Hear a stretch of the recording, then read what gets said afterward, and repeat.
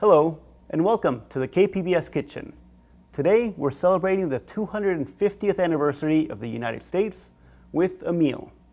I'm Gustavo Solis, the immigration reporter here at KPBS, and I thought it'd be appropriate to make a stew, specifically in honor of the great American melting pot. Okay, let's start with some spices, huh? Why don't we put in some Mexican chipotle, some Egyptian cumin, and some Indian turmeric. Then we'll mix it up with some Japanese miso paste, and don't forget to add all-American farm-raised chicken.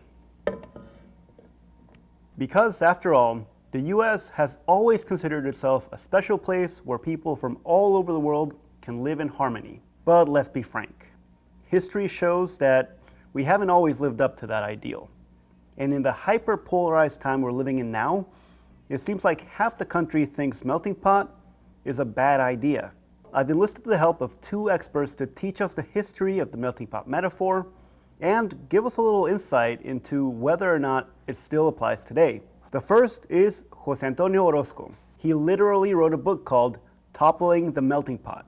And he told me that the melting pot idea became really popular back in 1908 because of a Broadway play. It's this is trying to tell a story of how Americans become American. The play is about two immigrants fleeing persecution. They have to leave the old world behind in order to become these new Americans. So it's this story of transition from the old world to the new world and giving up the old world in order to become Americans. At the turn of the 20th century, the US was struggling to figure out how to welcome mass migration from Eastern and Southern Europe. There was concern that somehow this particular group of immigrants from these regions in Europe would somehow change not just the demographics, but the culture and the politics of the United States. Orozco says the melting pot was actually used to promote assimilation, which, even back then, meant abandoning part of your old culture.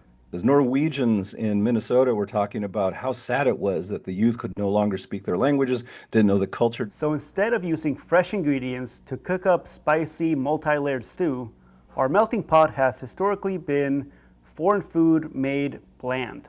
And that's something I talked about with Jennifer Lemessurier, a writing and rhetoric professor at Colgate University, where she studies how people talk about food in relation to race in the US. She recently saw an example of this in a cookbook. It was marketed to Europeans trying to make non-European food. It said, for this curry, if you want, you can add either 1 teaspoon of curry powder or mushroom and onion, but not both. And that was all the seasoning for an entire stew, which sounds horrible. The truth is, this country has always struggled to figure out who is and is not allowed to be American.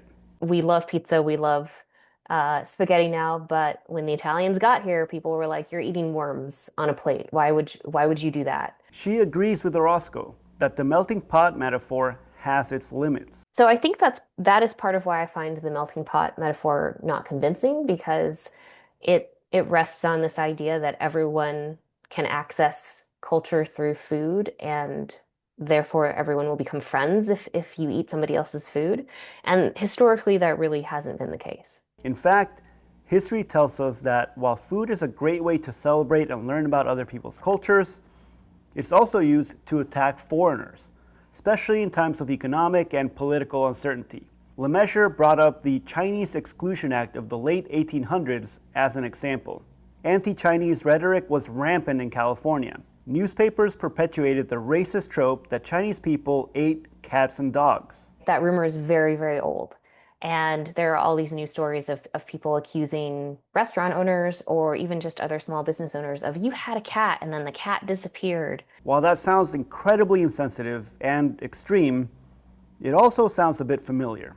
In Springfield, they're eating the dogs. The people that came in, they're eating the cats. But at the same time, we see this with President Trump's accusations against the Haitian community in Springfield, saying, "Oh, they're eating the cats, they're eating the dogs." So in some respects, we're right back in the 1800s. And Lemessurier says that's kind of normal. History is never linear, progress is never linear. I think there are a lot of really interesting cases that I think indicate progress. It's up to us to decide what the melting pot tastes like. From the KPBS kitchen, I'm Gustavo Solis.